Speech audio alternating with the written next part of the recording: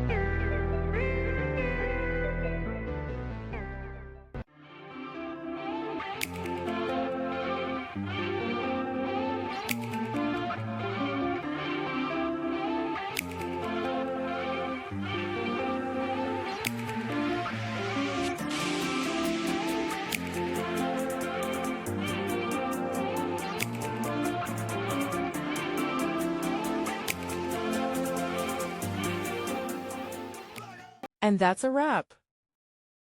I hope you found the answer you were looking for.